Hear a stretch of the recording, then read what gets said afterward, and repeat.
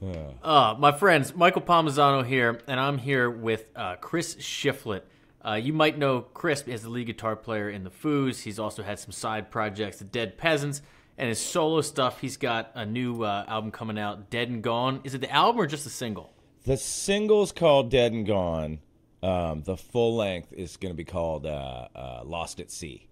Lost at Sea. Yeah, we're doing that sort of that modern way of putting out records where you put out like a million focus tracks. Yeah. They're not singles anymore. They're focus tracks. So we've put a couple of those out, and then we got a couple more coming out. I'm not sure when this is going to air, but the next one's coming out July 12th. It's called Damage Control. Very cool. Yeah. Well, the reason we're getting together today is because our mutual friend brought us together because you just launched Shred with Shifty. And so for those that are watching my channel, you'll know basically I review live music, live guitar players, live solos, and try to pick out in real time what's going on. And when Jason reached out to me and said you were doing this and that you were going to interview all of our favorite players and talk about the real note-for-note solos, I thought that was just one of the coolest idea ever, because we all just guess and throw it against the wall and see if we're right or not, and we have fun with that. But how cool is it that you actually get to, one, talk to these people, but two, go note for note and actually figure out if you're even close or not? Well, okay, so here's the funny, that is the idea of the show, but now that we've done about 12 interviews or so, what I've come to realize, and this really shouldn't be any surprise to me because, I make records and stuff too, but nobody really knows what they played on the record. Dude, so it's still kind of a guessing game. It's still a guessing game. Okay, I've heard so many interviews of people that, one, they don't even know what they played. They don't remember what guitar they played. Sure. They don't remember, anything about it. Yeah. So I think we get close. You know what I mean? It's not guitar playing is does not have to be, and probably never is, an exact science anyway.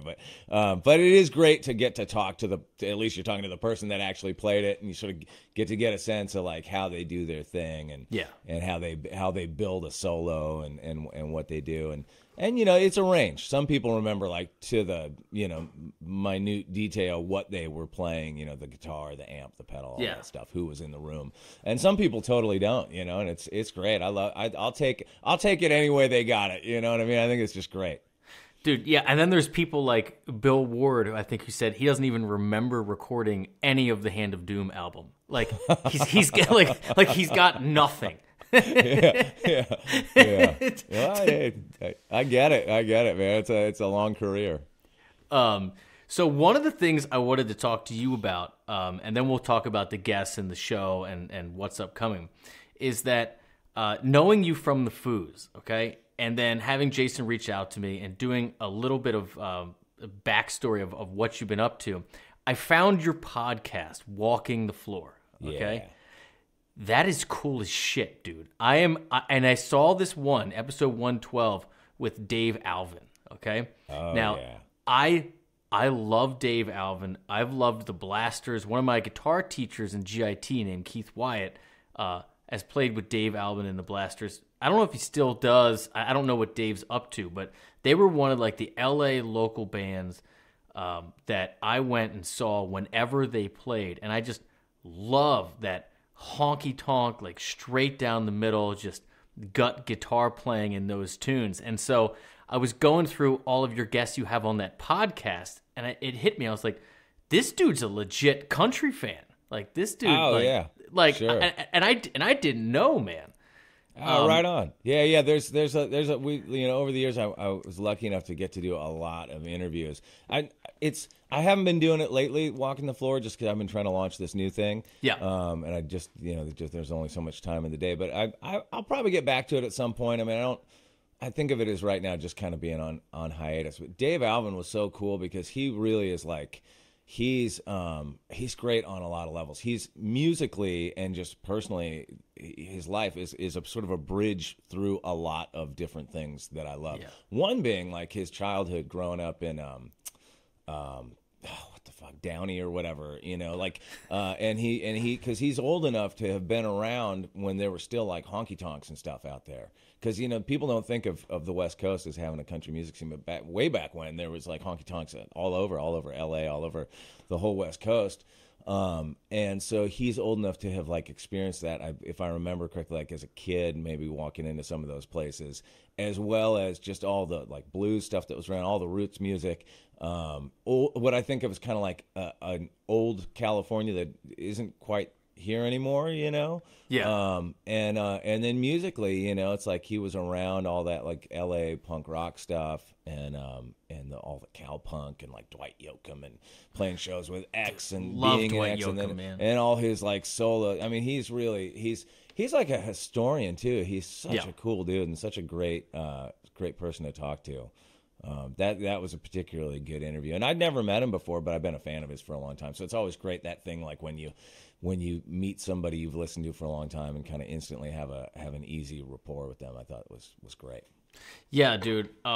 I don't know how often Dave is still playing or if Keith still plays with him, but I know Keith Wyatt still teaches at GIT. I went to guitar school at GIT. I'm sure you're probably familiar. Sure. In LA. If you ever get the chance to meet Keith or to go see them, you should. Keith was one of those guys who really got me turned on to that type of music. When I went to LA, I was a full-blown metalhead. I mean, it was Pantera and Slayer and all that stuff forever. Sure. And then I had never gotten into the country and blues type of thing. And then Keith was the guy that really turned me on to it and got out of riffland and started learning, chords and changes and, all of that stuff. And so if you ever get the chance to see him or meet him, you should, because he's great. And that leads me to my next thing, which is talk to me about how like with the Foos, it's a big rock and roll band with 3 guitar players, which is crazy, and very little lead, if you will. Yeah. But then in your solo stuff, it's not straight ahead country, but it's a lot of chicken picking. It's a lot of 1-4-5s. Yeah. And it's a totally different sound than you're used to. So I was wondering if you could kind of like paint the picture of, how your paths connect with, like heavier rock music and then, playing country guitar. Well, it's interesting. So like you, I didn't grow up listening to country music. I grew up, as listening to rock music. And I think I'm quite a bit older than you. So this would have been like, the 70s and the 80s and that sort of thing.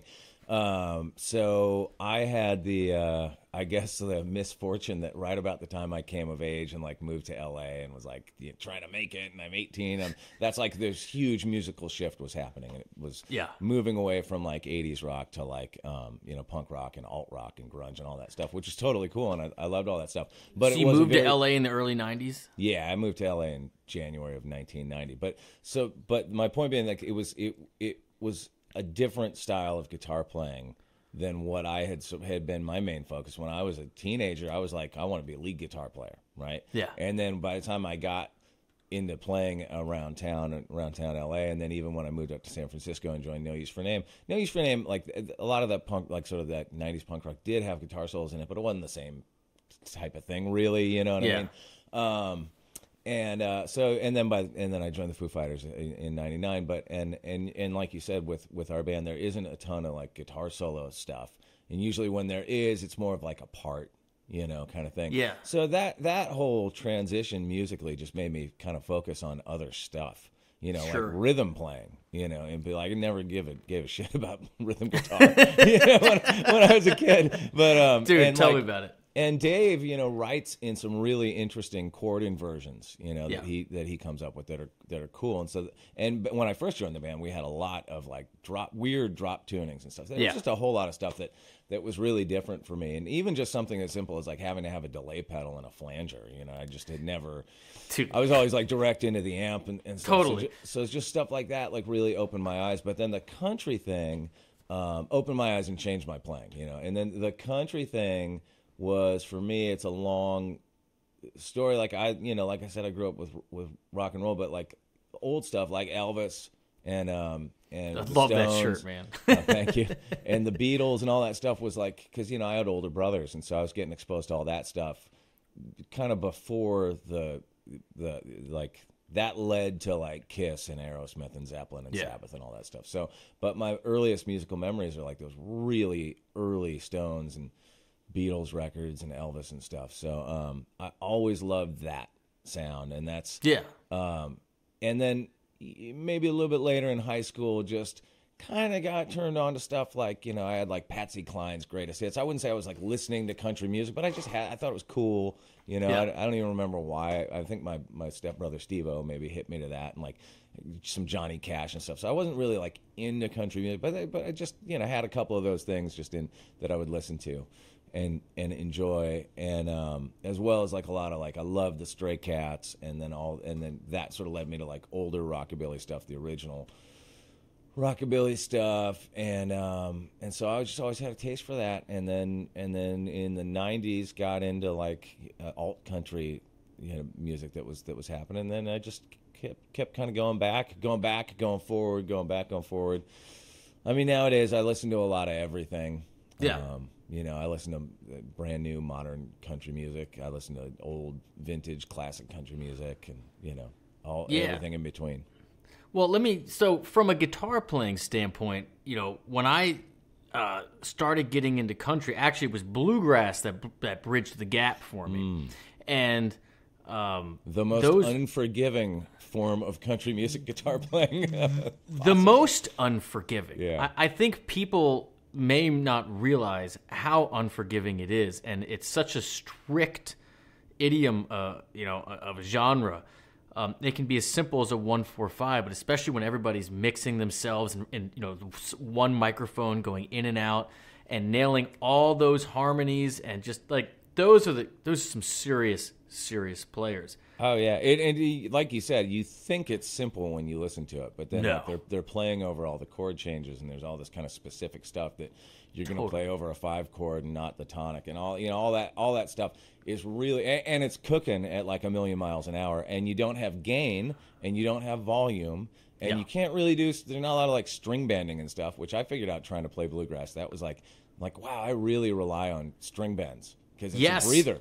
You bend and you hold and you get that and you feed back. You can recover. You get a little and then you're sort of plotting, where do I go from here? And you just don't get that in bluegrass. Yeah, I know what you mean, man. I was like, during the lockdown, I would go over to a friend of mine's house that lived pretty close to me at the time, that had really gotten into bluegrass, and he would get together with all these guys and just jam at his house, and I would go try to sit in with them, and it was get your ass kicked. Humbling. Yeah, I'd get my ass kicked, and they'd throw to you to like take a solo, and I'd be just fumbling, and I'd try to stop, and they'd all be looking at me, no, keep going. I'm like, oh, Jesus Christ, and really, really hard, but so great. It just goes to show you how much, like, if you don't have some basic major melodies down, just knowing your basic major stuff and all, like especially if you come from a blues rock background and everything's your minor pentatonic or whatever, just coming up and down this, you can totally get your ass kicked. Anyway, the reason I bring that up is because I found that the physicality of playing those shreddy licks, if you will, was very similar with bluegrass. Like when you're really, really cooking, like so many of those licks translated for me, and like that was kind of like the connection point, that it was such a physical thing where, there is no drummer, so everybody's the drummer, right? Everybody's percussion. And so just having that physical drive of bluegrass is kind of what brought me into kind of the country realm. And it was that physicality of the actual picking. Like you would get tired. It was the same burn as when you were, shredding around. Yeah. Oh yeah, for sure. And that and all that like flat picking, Dude. Oh man. That's not my forte. Even like with like fast rock guitar, I'm doing a lot of pull-offs and hammer-ons, and I'm not one of those guys that's like picking every that thing. I've never had those kind of chops. Do you hybrid pick at all? Yeah, for sure. Yeah, especially when I'm playing my solo stuff. I mean, it's a lot of plucking and popping and all that stuff. That's the best combination. I tell everybody, it's like once you start doing that, you can't go backwards. Yeah. Like you're kind of hooked forever. Oh yeah, I've never had the guts to try it, but I love sitting around and playing electric with no pick. You know? Oh yeah, I think that's great. Like just you really just like it's a different attack. You know, everything's just kind of like plickety plackety plop. You know, it's great. dude. Yeah, I do that stuff all. You know that. Like it's just it's so much fun to do that. Yeah. Yeah. By the way, for anybody that's wondering, Jason asked me this off screen. This is my beat to shit 1982 Fender Bullet. Whoa. Yeah. That. What's the Fender Bullet? It's like a little Strat with a Telecaster headstock. It's something like that. That's the easy explanation. It's thinner than that and it's smaller than that. I know you're not going to be able to tell, but like the radius on this neck, there's nothing there. Wow. And like I found this I worked at a guitar store teaching for a while, and it came through for like $300. The truss rod's popping out the back, the neck's been broken off, the pickups had become microphonic, which I swapped out. Put a new pick guard on it, whatever. But this is just one of my favorite axes here. Oh, that's how you get the good deals. Is you find the beater and you just love it back to life. I've done that a few times myself. Dude, that's it. All right, so let's talk about the show. So the first one is with Alex Lifeson, right? Yes. Dude, man, I'm such a Rush fan, and I got to get a quick look at that before it launched. Just how cool is that? I mean, I've always thought the guys in Rush, they always seem to be laughing constantly. They seem to like have such a great rapport amongst themselves. Yeah. And you even mentioned it in the interview that like their music is so serious and intricate, but their personalities are so gregarious and just, everything's a joke. I thought it was so cool to watch. Yeah, they're really, really sweet guys. Like sadly, I never got to meet Neil. But I have had the pleasure of getting to be around Alex and Getty a few times over the years. They've been out to a couple of our shows, and then they played at the tribute shows we did as well.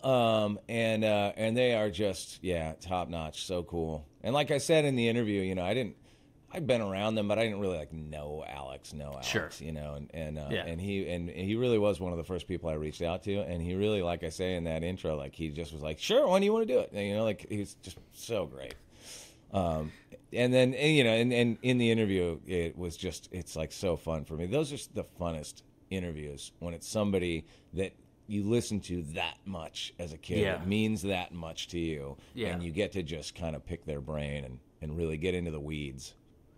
Yeah, and you also get to see each of their layer with all their gear and all their stuff, where they spend all their time. He looked like he was kind of in a closet, sort of. Oh yeah, that's his studio at his. I think it is where he lives. Yeah. Yeah. It's cool. I mean, I was wondering that too when I was watching it back. When we were editing it together, there's a lot in the shot for people to kind of people do that thing. If you post a picture of yourself on Instagram, they look at everything in the background and deduce this, that, and the other. There's a lot in there, gear wise, guitars and amps and stuff that were pretty cool. So who do you have, or who do you want to share that you have coming up on this series? Well, I'll tell you what, I'm about to, as soon as we're done with this interview, I'm going to interview Brian Setzer, which is another huge, huge one for me. He is such a good guitar player. I don't know if anybody out there listening has ever really tried to pick apart Brian's playing. Talk about humbling. He does so many slick, cool, subtle things that you could just easily graze by. Yeah. Oh, yeah. There's a lot I've got all my questions sitting right here. I've been sitting in my house for the last 24 hours woodshedding, trying to figure out. I like going into the interviews, spending a little time, just trying to figure it out before, to see if I get it close. Song. Yeah, we pick one song. So for Brian, we're doing Double Talkin' Baby, which is on the first Stray Cats record, and it's a cover of an old Gene Vincent song. And there's two solo sections in it, and they're both just burning. It's a pretty up-tempo song. Yeah. Just classic, Setzer, Stray Cats, rockabilly. It's great, But yeah, so sitting there and trying to work it out, it is that what I just have been doing at my house is exactly why I started my show, because I'm sitting there, I'm watching YouTube videos of him playing it, trying to look at his hands. I'm listening to the record. I'm slowing it down, in my amazing slower downer thing, and looping parts and go, what the fuck is he doing? And then I'm also watching guys online explain it. Right. And and they're not really getting it right, but they're getting parts of it right, I think. You know what I mean? They're getting parts that you may have missed or vice versa, and you're putting it all together. Yeah, so in about an hour, we'll find out if Brian remembers what he played on the track, because it was like, think of how many times he's played that song since then. And, even back then, you watch live footage from the early 80s, and he's it's Brian different Setzer. He's just riffing and going in different directions and stuff, so... Yeah, it's cool. I'm looking forward to it. So, and I just did Mike Campbell a couple days ago, which is great. And I've had the pleasure of actually interviewing both of them before for my podcast. Right. And so it's great, to get to talk to these folks again on something that's way more specific. So before they come on, do you tell them which song or solo you're going to talk about? Oh yeah. Okay. Yeah, the one time, I mean, it's funny because the one we've so far I've done Charlie Starr from Blackberry Smoke, Lindsay L, Rivers from Weezer, Mike McCready from Pearl Jam, Brent Mason, who's played on a million everything, records. Yeah, and a whole bunch, Blake Schwarzenbach from Jawbreaker, Nile Rodgers. There's a lot of them. Yeah. But the one, John Osborne from Brothers Osborne. But the funniest one so far in terms of prep was the Brad Paisley one. I was going to ask you about that one. Yes, so that's coming. I interviewed him a month and a half ago. Yeah, and we had sort of been texting back and forth. Maybe we could do this song, maybe we could do that song. But we hadn't nailed it down. Right. So there were 3 options, and as he's a really good guitar player. He's a monster player. His solos are really, really hard. You know? So for that one, I kind of watched all of them and did but I wasn't sure which song we were even going to do, so I didn't do the super duper deep dive. And then so I didn't know until we actually jumped on for the interview what it was going to be. And then of course, as fate would have it, our internet connection was pretty bad. So I'm looking, I'm doing it like I'm doing this interview right now, remote on Riverside. So I'm looking at his image on my laptop, and it's super granulated. You know what I mean? Yeah. So when he would be like, so you do it here, I'm looking at it going, I can't see what he's doing. and then I'm trying to do it on my end, and I haven't even watched that raw footage back, but it's got to be, I'm going to be rough. I'm going to do some heavy duty editing so I don't look like a complete Barney. Oh my God. But it's hard, man. That was a hard one. Oh, I bet that was a hard one. Great interview though, because he's such a great dude. Oh, I know. I want to meet him so badly one day. He's one of my guys in the country world that I just follow everything he does, and I've always wanted to play one of his rigs, just straight ahead through the Dr. Z Rec, just cranked and just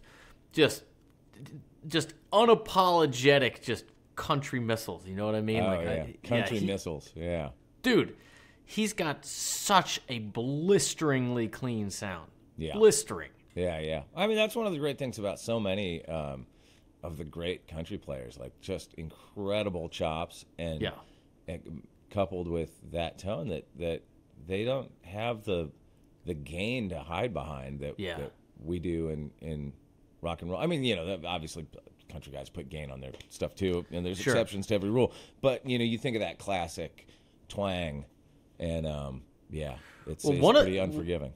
Yeah, well, one of the things that I really noticed is that, when I started getting into that style and finally playing cleaner after, who knows how many years of not playing clean at all, and using those true Class A amps, is that how much string noise I actually had and how much I was relying on the sustain and the gain and the bends and the slides and everything, and just how noisy it was. For anybody out there, if you just grab a single coil and you play straight through a Class A amp and you just, and there's nothing else to hide behind. I mean, it is, you are you are really humbled and humbled quickly. Because like, one of the things I found that I did is that I was way too staccato with everything. And those guys really, even if it sounds super staccato, I find that they really hold the note as long as possible until the next note, and so there's never like really a dead sound in there.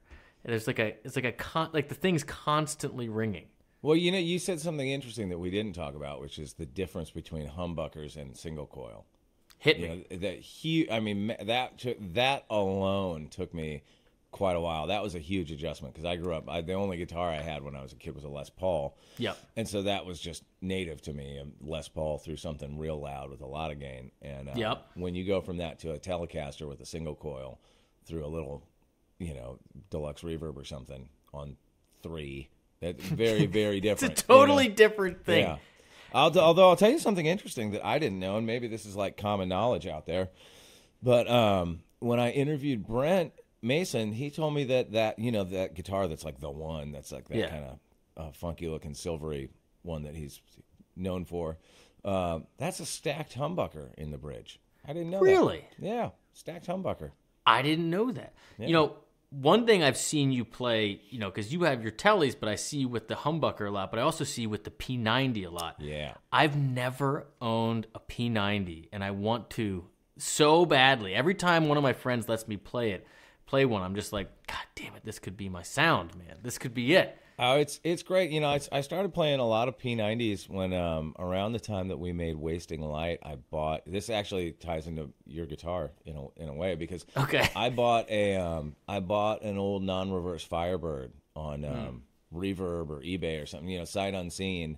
Yeah. It was like a 68 or something, and I got it, and it was really pretty beat up, and had to put a lot of work into it to get it kind of playable. But once I did, I just fell in love with that guitar, and it was great for Foo Fighters because, like you said, we're a 3-guitar band, and so you're always kind of looking for a little bit of a tone thing to kind of find your own space. And with Dave and Pat playing mostly through guitars with humbuckers, the P90, and I was at that time I think I was playing through an AC30 too.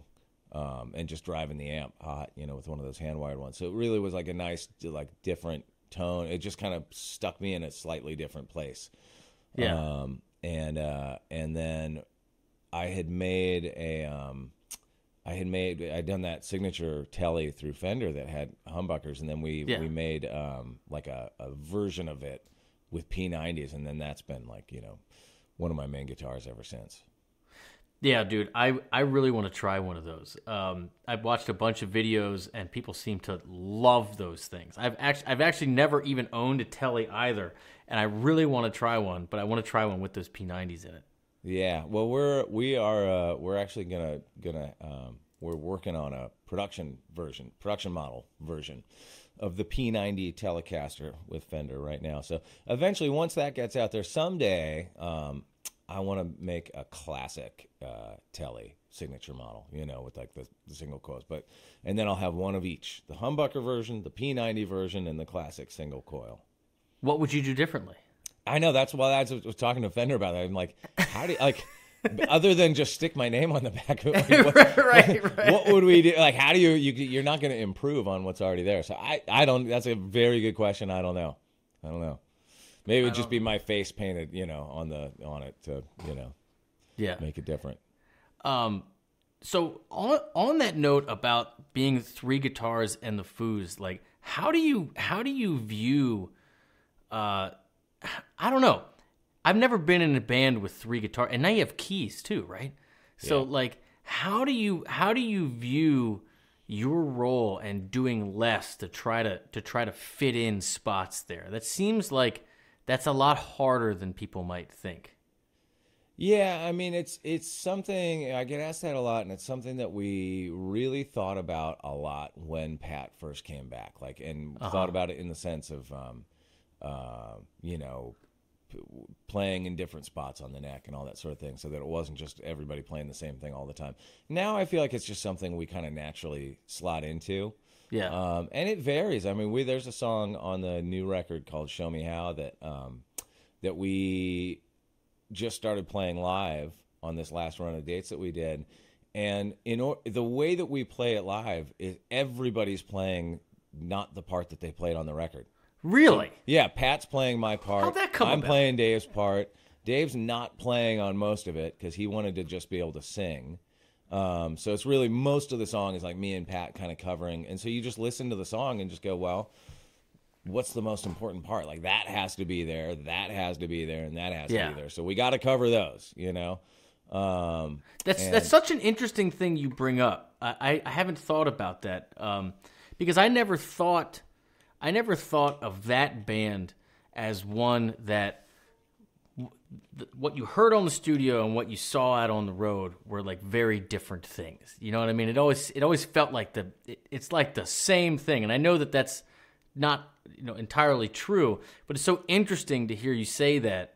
Dave wants to. I love that that's what you thought. Like that's great, like that's totally cool. But no, we do that a lot. There's a lot of stuff that gets switched around for live. Like Dave's got to go out there and sing it all. So if he played some little intricate thing that's happening at the same time as vocal, well, he's not going to do that live. Sure. So like either me or Pat's going to wind up covering. You know what I mean? Like it's like that kind of thing. We do that sort of thing a lot.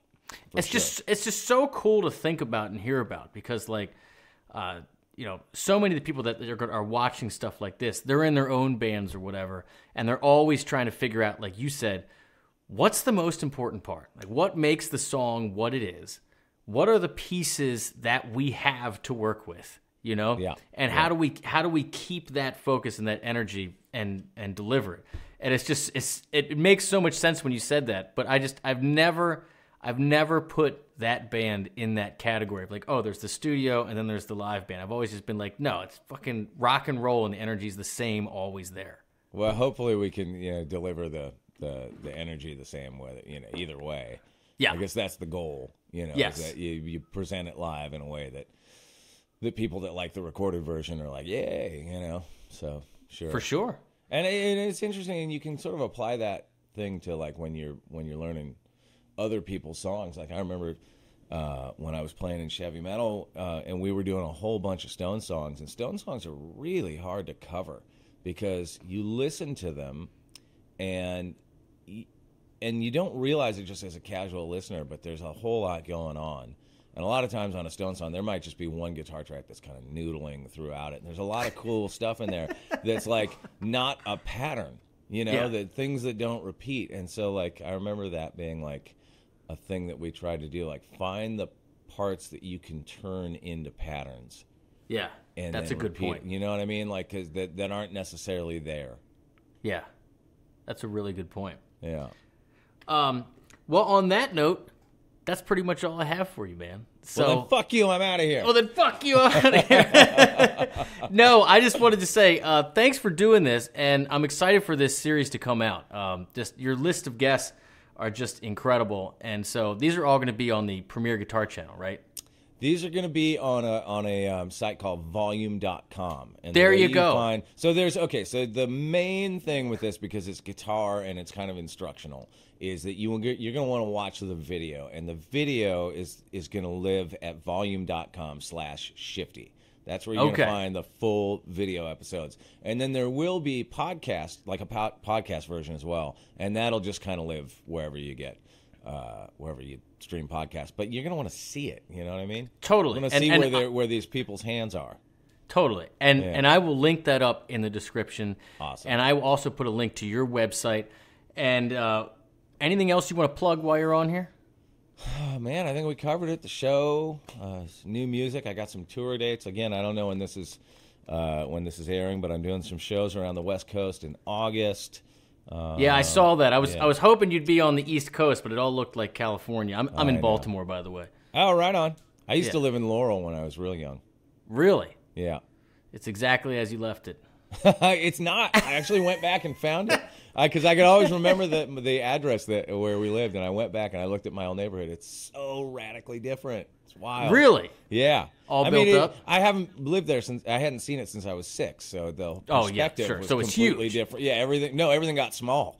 Everything got real small. Oh, wow. Yeah. I was like, that's the shitty house we lived in? Fuck. Whoa, cool. But yeah, it was quite different. There were no more vacant lots with old broken down, prop planes rotting away in them that I remembered from my childhood. Prop planes rotting? Yeah. Yeah, there was like an old gas station down the street from where we lived, and behind it was just a big vacant lot, and there was like an old airplane just sitting there with grass growing through it. That's how I remember it. My brothers might be like, dude, what the fuck are you talking about? It's a school bus. But that's how I remember it. So were you born in Maryland? Is your family from here? No, my dad got a job out there at the University of Maryland. He was a teacher. And, okay. I was born in Santa Barbara, and then we kind of bounced between Maryland and Santa Barbara for a few years there until I was like 6, and then the day after Elvis died, moved to Santa Barbara for good. Santa Barbara, when I lived in L.A., I got to spend a little time up there, and I always thought that was my favorite part of California. I was like, if you end up here, you're doing all right. Me too. I'm 100% with. It's still my favorite part. Thanks, ladies and gentlemen, for watching. This is Chris Shiflett, and the show is called Shred with Shifty. I will put the link in the description. And that's it. Stay tuned. I love you all. Hit subscribe. I'll see you next time. Cheers. Thank you, sir.